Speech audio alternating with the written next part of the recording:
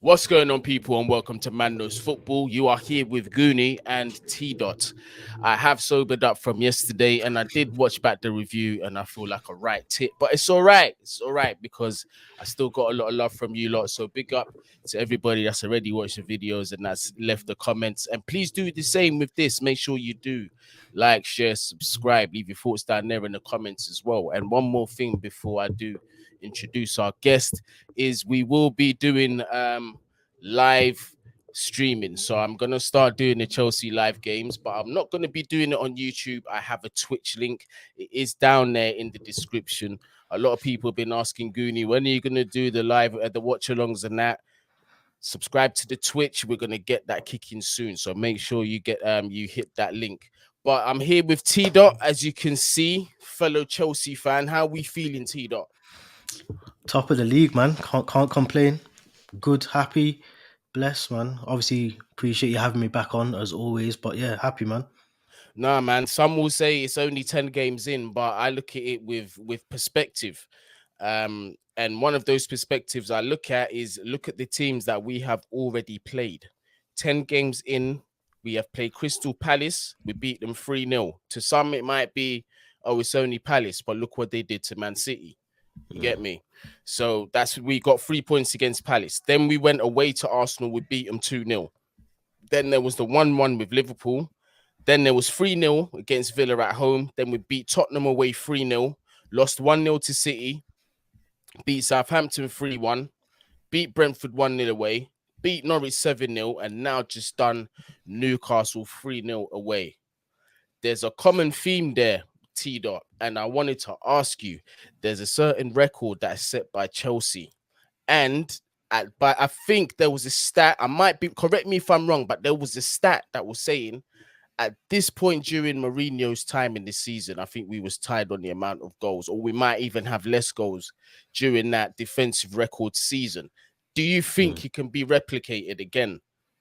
100%. 100%. I think the fact that we've played the teams that we've played, the ones you just said then, that's got to give a lot of confidence to them players because I think we've played some difficult, albeit that we beat a lot of them apart from City and we drew with Liverpool, but they're still difficult games as well. Even when you think about Brentford and those kind of games where we expect to win, but Brentford are going to do a madness to a few teams this season, I think. So to even get that result for me means a lot more than say a Tottenham, Yeah. because do you know what I mean? So I think we've got everything within us to win the league this season. We've got the depth. We're getting goals from all areas of the field now, not just in terms of strikers that obviously number nine's expecting to do that, but they're not doing that at the moment. So I think I'm sure pretty much all our outfield players have scored goals this season. The positions that they play, they've all scored a goal now. So we're getting them from all angles of the field now. No, absolutely, and we're gonna come on to that as well. But it's just, you know what? Because a lot of Chelsea fans and a lot of fans in general at the beginning of the season, before ball was kicked, everyone was looking towards the amount of goals that Chelsea are now going to get with Romelu Lukaku, right? Obviously, it hasn't happened that way for various reasons. I'm not even going to blame 90% of it on Lukaku. Currently, he's injured, so he's a victim of circumstance and a little bit of just building and team cohesion that he needs to get with the team. But I say that to say this. I was saying at the beginning of the season, I don't care where the goals come from. I don't care if Lukaku don't get 10 goals this season. My first thing that I wanted to see was the clean sheets. Because to me, my principle was this. If we can be persistent with the clean sheets, I know there's a goal in us, in our squad. And as long as we're not keeping clean sheets, and if we keep doing the 1-0, 1-0 Chelsea, which we're actually not, right, then that's a bonus to me. But that means that we're going to win things this season and we've got a good chance of winning the league. Now, obviously, it is 10 games in. I don't want to sound too, but I kind of want to silence the doubters a little bit because there's a lot of talk about, oh, you can't sustain this with your defenders just scoring goals and your strikers not scoring goals. Look at Liverpool, look at Man City. They've got the fire rate at abundance. You don't have that at Chelsea. We've got some interesting numbers for them, T Dot. Very interesting numbers here. The only team in the Premier League that has scored more than Chelsea is Liverpool with 29 goals. We've scored 26. Man City have scored 20. The best goal difference in the league is Chelsea with 23, Liverpool with 21, and Man City with 14. Yeah.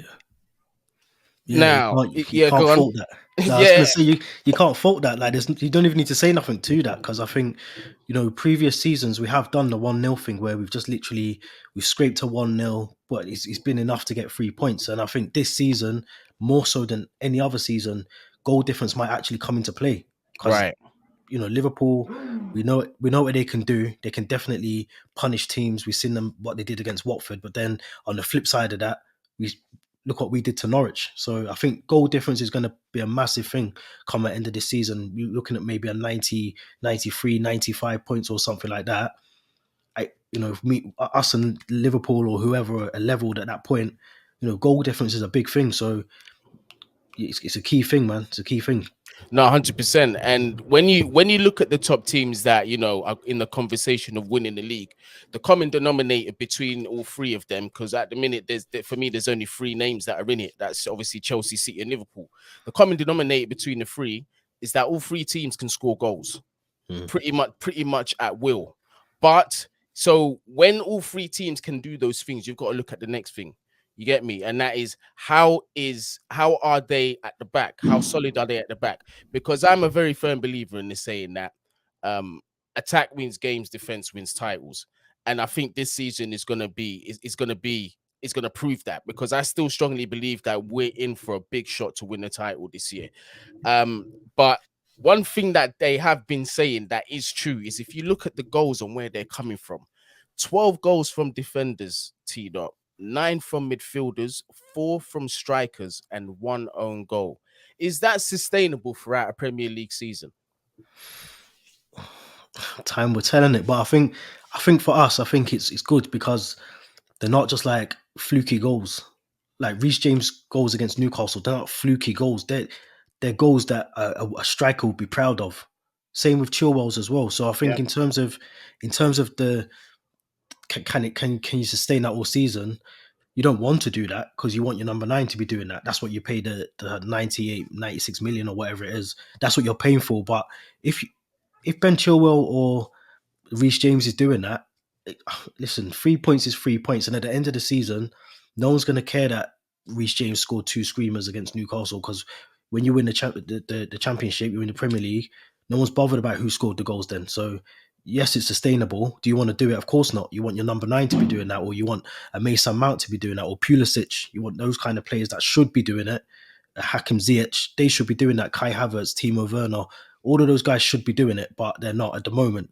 But for us, luckily, obviously, we know about Reece James. He's arguably the best right back in the world right now, Mhm. and we can say that, he's one of the best right backs in the world right now. So and Chilwell's coming to good form at the right time as well, and Alonso can do the same. Like, we have to remember, as much as Alonso isn't good defensively, or he's not as. There's bits that I like about Chilwell. There's bits that I like about Alonso. If you could push them together and make one player, that would be the best thing ever. But at the end of the day, Alonso can score goals as well. So centre backs can do it as well. We know Thiago Silva can get the odd goal. Rudiger. We've seen Christensen now get his first goal as well. So it's not something you want to be sustaining throughout a season. But if it means you win the Premier League, no one's going to question that at the end of the season. And here's my thing as well is that with what's going on as well, our attackers quote unquote not getting the goals. Chelsea are not even playing at top gear. I don't even think we're at a second gear yet. Because obviously because of our injuries, like you mentioned, a few names, like obviously Pulisic is set to come back into the squad. Werner obviously needs to come back in. Lukaku needs to come back in, and so on and so forth. You get me? We was just talking about noise. Listen, this is New York. I'm not sure you can hear that music out there. I can't hear it. I All right, can't hear well, that's a good thing, but they are absolutely thumping the rhythms out there. it. Yeah, sorry. What was I saying? Lukaku coming back in and Yeah, Werner. exactly. So we've still got these players to come back now. The evidence that I've seen with Tuchel is that he's come in and he's improved every single player in a short space of time, and he's implemented his philosophy in a very short amount of time, and he's got rewards for doing so. Mm. Why can't why can't, especially particularly fan bases outside Chelsea, why can't they just look at Tuchel and just give this man the benefit of the doubt to say he's worked on the defense, which is the most important side in really in the title challenge. If he's keeping clean sheets, that's always a good thing. Why can't they trust him to say, okay, he's going to get it right with the attack? Because we've been unlucky with injuries. A lot of the talk is just like, oh, so and so is not good enough. This ain't good enough. What about this? What about that? He's still a relatively new manager to this team. A lot of people forget. You know what I'm Yeah, saying? yeah, But yeah, what do you think definitely. it's going to take, though, T Dot? I think it's just time. I think you hit the nail on the head, man. I know that's not a word that people like to use in football, and especially at the moment with managers as well. You're looking at Nuno and it's looking a bit mad for him. But in terms of Tuchel, I think it is going to take a bit of time. You got to remember, even going back to last season where it wasn't like a proper season. Obviously, we had all the COVID stuff and all that as well. There was no fans in the stadium, so it wasn't really a proper season last season. And we brought in a lot of players as well. We got to remember the players that we brought in the season before the Lukaku one. So it's still a lot of embedding for some of them players as well. We got to remember that. And I think with Lukaku, I think yeah, like look, he should be doing a lot better before he was injured. But we've got to remember he's played a lot of football Yeah. before he played. I think he didn't really miss games for Inter Milan. He went and played the whole Euros until they got knocked I out. mean, I mean, as you just say that the last game that he played, he really shouldn't have played it because he was No, rushed no, of back course from not. Belgium. Yeah, he was rushed back. Of course not. He couldn't train with the Belgian squad because he had the issue with his five. So you're 100% right. Go on. Yeah, yeah. No, I just think he needed that rest anyway, and I think that Malmo game was a crazy game to even play him because in hindsight he even admitted it too, called that he made the mistake in playing both Werner and Lukaku. You don't need the two. You didn't need to play them Absolutely really. You not. could you could have just had Havertz as your false nine and rested both of them, but it's what it is. It's happened. So yeah, in terms of the getting everyone working well, that will come in time because I think for me, in a mad way, I'm enjoying not having Lukaku in the team in a mad way because there's a lot more creativity, a lot more Yeah. fluid football. It's just a bit more sort of free flowing football, which we've been missing. We played a lot of that last season because we didn't have Hmm. the number nine, so we're used to doing that. But I think we just got to understand. For me personally, I'd love to see someone up front with Lukaku if it's Werner, I don't know, but maybe playing the two up top, I think I'd like to see that a bit more. I think it was a strange game to try and do that against because he did it with City. He played Werner and Lukaku up front, Hmm. the two up front, and I think it was a strange game to try and do that. On Norwich, I think it works against City. I think it's a strange game to do that. So I think more of that. I think Lukaku he works better when he's got someone up front with him for me personally. I think he needs that. He does. I think they do that with Belgium as well. They did that at Inter with Martinez up front with him as well. So I think he needs time, Tuchel, to get that right. Because like you just said, he's done defensively. If you remember when Lampard was there, defensively we were all over the place. So Yeah, all he over the sorted out shop. the defense. Oh, we sorted out the defense. He's obviously even made Kepa, who we all sort of thought was out the door, we thought Kepa was going to be out the door. He's come back in. He's improved Kepa. Mendy's world class. He's improved a lot of that team. Even the players like Ross Barkley that we all probably wanted to move on, he's given them a chance and they've actually taken it and done well. Trevor Chalobah, another one.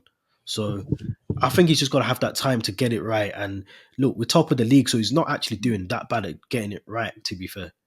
Yeah, exactly. Because the excuses are slowly starting to erode away because usually it's "Oh, okay, we'll usually get like an indication like towards Christmas as to where teams really are. Mm. If you look at our next fixtures, which I'm gonna come into next, you're gonna see I'm very optimistic for us to be finishing Christmas and coming into the new year at the top of the table. But what you did mention was something that I have a slight concern about, and that is the injuries that we are starting to see. I understand that our players are playing a lot of football. A lot of them are internationals, rightly so, with the quality that they are. But Tuchel's training, because I've heard the excuse now. I think it's within 2 or 3 weeks for three different players. Obviously, Lukaku being one, Werner being the other one, and Kovacic being the new one. Because in the previous press conference for the Newcastle game, he did obviously mention that Kovacic was injured, but he took it like a man and he did say, perhaps it is my fault for slightly overtraining Kovacic, and as a result of that, he will be out for weeks. Hmm. Does that concern you going forward into the season?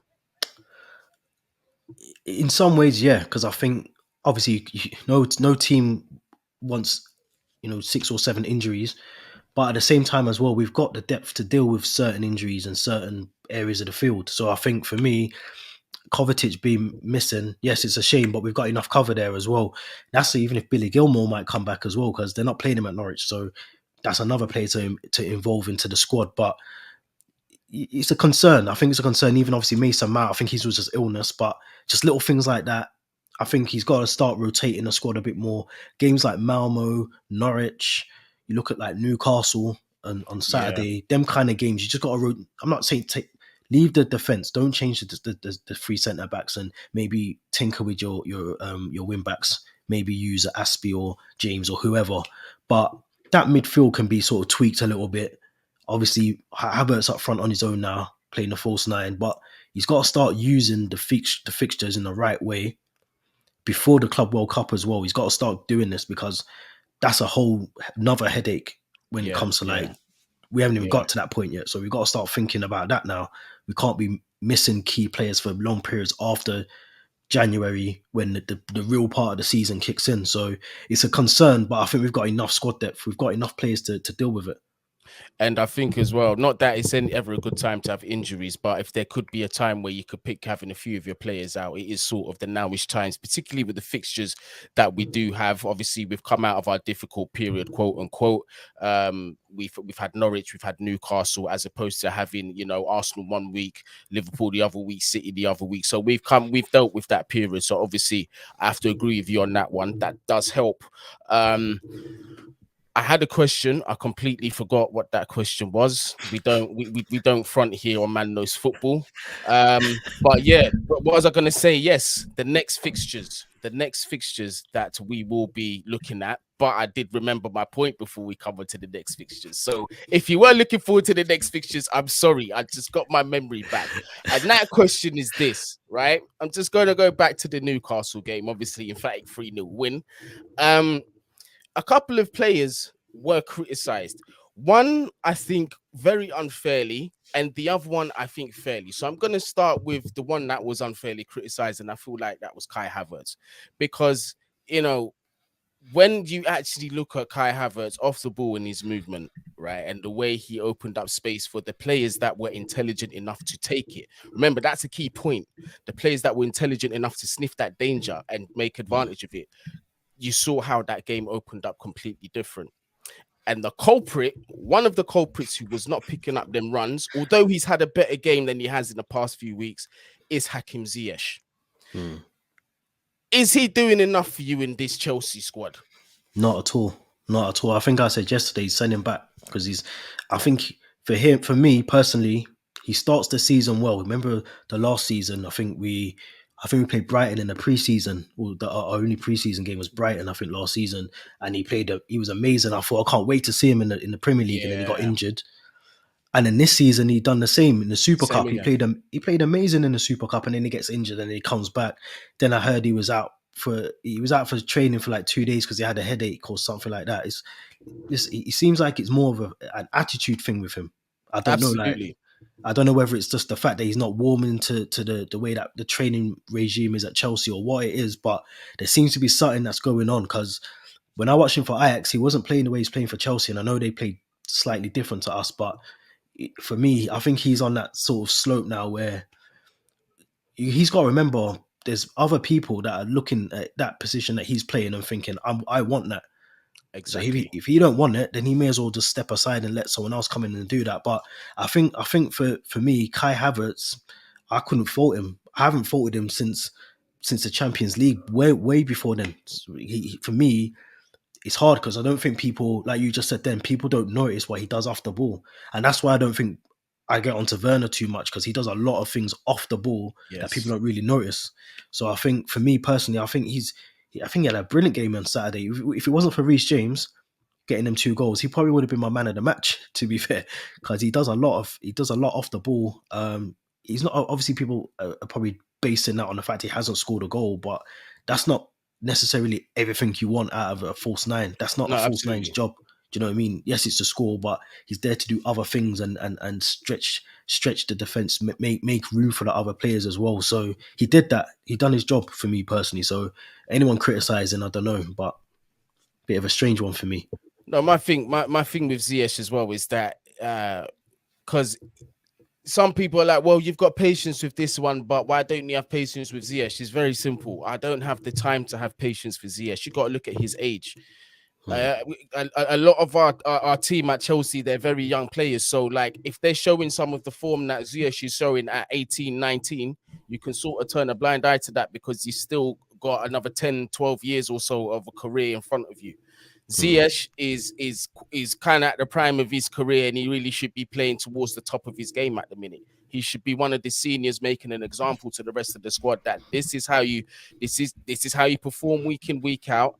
The professionalism needs to be on point, and I just don't really get that vibe from Ziyech, which is why I really wouldn't. If he was to go at the end of the season, I wouldn't mind seeing the back of him because I do think that there will be better out there, and we will be looking for better out there. But yeah, it's like you said about Kai Havertz. I've got to agree with you. I have to agree with you on that one. He done his job as far as I'm concerned. The icing on the cake was the fact that he won the penalty. Very composed to Hmm. take that round the keeper, confident. You know that where that was going. Keeper had to bring him down. So fair play to Kai amongst the other things that he did in that game. But when we look at the next fixtures in the Premier League, United have got to play Manchester City, and City away from home off the back of a loss against Crystal Palace, and United kind of on, their backs are against the wall. This is not a game that City really want to be playing right now, in my opinion. And then equally for Liverpool, who had a tough time against Brighton, have to go over to West Ham, which I don't think they want to be facing after the result they had against Brighton. And Chelsea, we're going to be at home against Burnley. Boy, So potentially, because I'm more looking at Liverpool here, not so much City, but I'm looking more at Liverpool here. And I'm never optimistic to say that another team's going to beat Liverpool, but I fancy West Ham to do an upset. I see it in them to give us an upset. And if that does happen, T Dot, we will be 6 points clear at the top. you see with West Ham, because I watched them against Villa, and they were they played well. They played really well. I think after, obviously when the red card come, it changed the game for Villa anyway. But West Ham are doing really well this season, and I think at some point, hopefully, this doesn't happen to them. But they might start seeing some of the fatigue kicking in because obviously they're playing that sort of Thursday Sunday thing, and I think at Yeah. the moment the sort of momentum is getting them through them kind of games at the moment. But I think they'll give Liverpool a really good game. I think they'll be up for it. Obviously, David Moyes has got history, obviously being ex-Evertonian, the Yeah. Everton manager, so he's going to be up for it anyway. But Antonio's starting, he's scoring goals for fun, so I think they've just got to be on their job because Liverpool are Liverpool and they can turn teams over. They don't even have to. They're like us. They don't have to play well to get a result. Yeah. So Yeah. that's going to be a bit of a tricky one. I think I can see Liverpool winning. If I'm honest, I can't see Liverpool dropping that many points or losing that many games. They might get a draw, which they've been. I think they've got 4 draws already so far I this mean, they season. haven't they haven't even held the loss yet, and the loss has to come from somewhere. Mm, They, they, I think it's going to they be were tough, man. lucky, bro. If you really look at it, they were lucky not to hold an L from us at their own ground. Yeah, oh yeah, 100%. Because we never gave up when we went down to 10 men. We had to defend, but at the same time as well. Before that, we were on top of them for 45 minutes until the red card. We Yeah, were on top of facts. them, so they were very lucky. And I think the only thing that worries me about them is I still don't think Van Dijk is fully fit. I don't think he's going to Exactly. be fit this season at all. I think that's a big injury to come back from, and the thing that they do have in their favour is their midfield is looking very solid at the moment. I think Fabinho's been really done well this season. He's injured though. He wasn't playing in the last game. Okay, I didn't know That's that, what I but mean. And if he's not back for that West Ham game, I think it's going to be curtains for them yeah, again. that there's a gap there. Then there's a gap, but Hmm. you got to look at that. You got to look at that front three, man. You can't even overlook that. As much as even from a Chelsea perspective, man, I can't look past Salah, even Mane. He looked Salah's the lively. best in the world to me. Yeah, 100%, Yeah, on man. current form, I can't argue. I ain't gonna deny it. For me, he's Mm. he's he's the best in the world, and he can do it. He can turn it on against anybody. He But can. But I think what the chink in Liverpool's armor is obvious now is defensively they're not as stable as they used to be. mm, And this is the Premier League, T Dot. You see, when teams smell blood, they're gonna exploit that. That's what I mean. yeah, yeah, And West Ham for what they have, I don't see them just sitting back at home and just letting Liverpool run them over. I no. just don't see it happening. If they've got a full fit squad, it's going to be a good game. Liverpool are going to Listen, struggle to get 3 points out of that. Bowen, Rice, Ben Rama, they're the sort of players that will win them that game Yep. as well. Because they're Cresswell on the left is brilliant as well. And I tell you what, this is the kind of game where Zuma will put his name in the hat for man of the match. Guarantee it. Yeah, he'll be on top of it. His head will be on everything. Yeah, guarantee it. But but it's Liverpool though. We got to remember it's Liverpool. They Yeah, can it's turn true. teams over. It literally that's the definition of world class. It just takes one moment, one decisive moment, and that's it. The game could just easily turn itself on the head, and there's no getting back in the game for West Ham. So I don't know. Maybe it's just the wishful thinking from me. I'm just excited about a title challenge for us this year. But Man City and United, how do you see that playing out? It's gonna. Where is it? Is it Old Trafford? It's actually yeah, it's at OT. Can they suffer? Can they afford to suffer another loss, especially humiliating one after what happened last time? If it's a cricket score, he goes after the game. He's got to go because he can't lose. He can't take a big L against Liverpool and a big L against your rivals down the road. I don't even think he can afford to lose this game.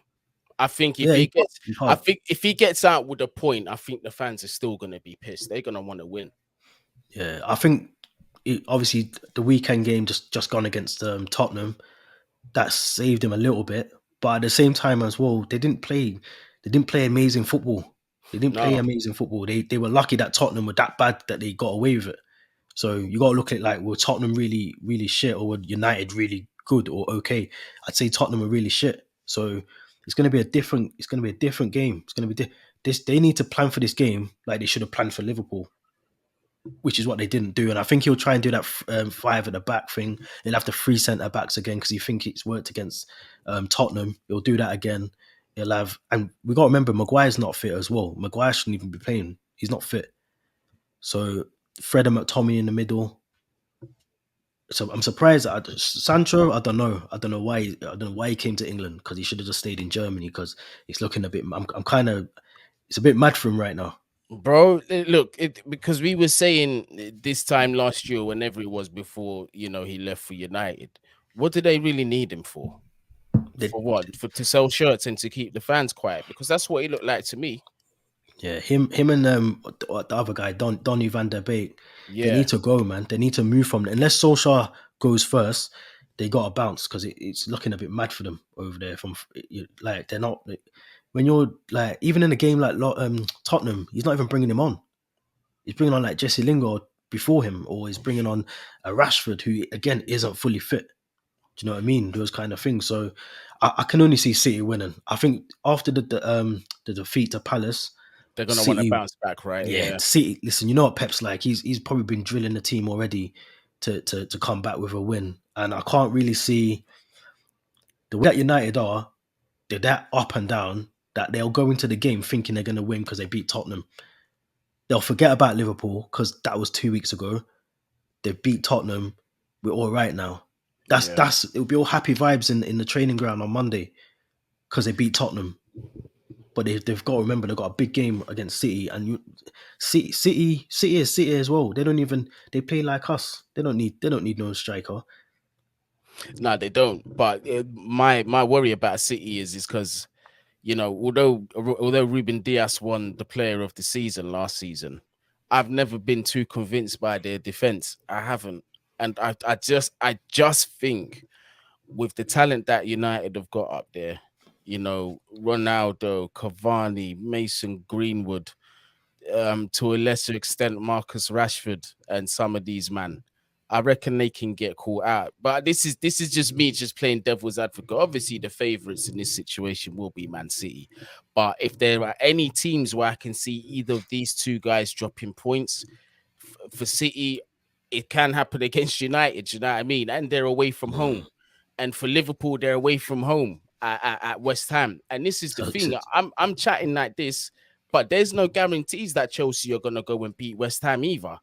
You get yeah, me? of course, of I've, course. I I've got think to put respect on their name. I'm not just trying to disrespect Liverpool. West Ham are a serious team. You can just see how they're playing. yeah, definitely. I think for me, West Ham are the team that this has kind of been building the last couple of seasons with them anyway. And we've seen what I think when David Moyes took over, they were like 17th in the Premier League. Yeah. So now he's building something now. They're spending a bit of money. They're bringing in a couple of players. They're doing well. But I think in terms of United, if they had a good centre defensive midfielder, I'd agree with you. They haven't got that. They haven't got someone in that midfield that can do the job that they're expecting Fred and McTominay to do. I like McTominay. I think he's a good player. I think if he was in like a Liverpool team or a City team, or you'd see a different player in him because he works hard. Mhm. Fred, I don't know. I don't know what he does, but they need someone. They should have forgot about Ronaldo. They should let him go to City. Forget about Ronaldo. They should have brought that defensive midfielder because that's what they need. They got Varane, that's great, but your midfield still is still messed up. You need a defensive midfielder to do the job, and if you're not doing that, City will just tear them apart in the midfield, man. That's where they'll lose. They'll lose the game in midfield. I Yeah, think in that game. and that's where I'm confident because look, after our international break, we've got Leicester away. I think we'll beat Leicester, and I know soon after that we got Man United. And in previous years, I've never liked playing Manchester United. That's always a game I've never really entirely looked forward to. But now, just like you mentioned, in terms of their weakness in that midfield, in my opinion, right, and some people may disagree, I think currently on the form we're in, we've got the best midfield in the Premier League. That's what I Yeah, hundred honestly think. percent, We got the best 100%. midfield in the Premier League. But yeah, just I've asked you this question about 3 times, but I know that you've got another interview coming up, so I'm just gonna cut this one short. So obviously the first 10 games into the season, we have played quite a few difficult teams. Where do you think going forward? Do you think this sets us up well to actually lift the title for the first time since Antonio Conte? We've got to, man. Like we've got to. I think we've got enough about us. Like I said at the start, we've played some big games already. I can't think if City or Liverpool have had that many. I don't think they have. I don't think they played any big teams really, apart from us. They've Yeah. both played us. We played Liverpool away. We've played City at home already. But we've got to start thinking now. If like you just said, if Liverpool lose at the weekend and we win, that's 6 points already. That's a big gap. I know it doesn't seem like a lot, but that's a big gap mentally for these players already. They Mhm. thinking raw like 6 points. So going into that Christmas period where it gets busy as well, we've got the depth in Exactly. us. If we can keep our players injury free, the big ones, the Kantes, the even Rudiger, Mendy, those kind of players fit all season, then I don't see why not. Because we've got the Facts. squad there. We've got world class players in some areas in the team already. Like I said, I think Gilmore comes back. If he doesn't come back and plays for us, he goes out on loan again. Because Yeah. Conor Gallagher coming back the next season as well. We've got players that can come for the next couple of seasons. I can't see why next couple of seasons we can't always be challenging. I'm not saying we're going to always win the league, but Yeah. this season for sure we should be winning because Liverpool have still got a 70% Van Dijk. City, they just look iffy. We've already seen that already. They're dropping points a bit already. So yeah, it's ours to lose in my opinion. Nah, yeah, I have to agree. I've got to agree with you. And one more thing before you do leave, it just got to my mind right now. If Liverpool do lose against West Ham, and we do go into that Christmas period slash New Year with a 6 point cushion, that's what it is because Liverpool is going to be we facing them on the second. So whether we win or lose that game, it's the pressure's not really onto us because we've still got that cushion at the top of the table. And I don't see why not between now and Christmas us holding that stranglehold at the top. And I think Liverpool, I know it's very very early to say, but I have a feeling that Liverpool are going to be in for a surprise against West Ham. But T Dot, I'm not going to keep you for too long. You already know what it is, champions of Europe and all that. You get me? We keep the blue flag 100%, bro. flying high around here. You get me? So yeah, man. T Dot, thank you very much for joining me on the channel. And Always, man. yeah, definitely, people, make sure you check the description down there because you will find T Dot's links as well. Make sure you give my brother a follow on the social medias. Also, check out his channel as well. A lot of Chelsea content on there. I'm going to leave all the clickable links down there. Show the brother some love. You Yeah, get me? love that. And Appreciate that. also, do not forget, I will be doing the live streams. They will be coming soon. And that Twitch link right there is where I'll be doing them from. So if you do have a Twitch account, please smash that link, hit that subscribe button or whatever it is they say on Twitch, and let's make this happen. All right. But whatever you're doing, wherever you are, I beg you, just be safe, make responsible decisions out there. You get me? That's going to be my new one, T Dot. Just got to tell people, just be safe and make responsible decisions so you I can hear you, man. you I get hear you. me? Just, yeah, that's it, man. I just want everyone to be all right. That's it. Guni just I wants hear you, man. everybody to be okay. You get me? Just spreading love. That's the Guni way. All right? You Yeah, don't I know. hear that. Yeah, trust me. All right, man. T Dot, thank you very much for Yeah, joining pleasure, me. man. And Pleasure. everybody else, bless up.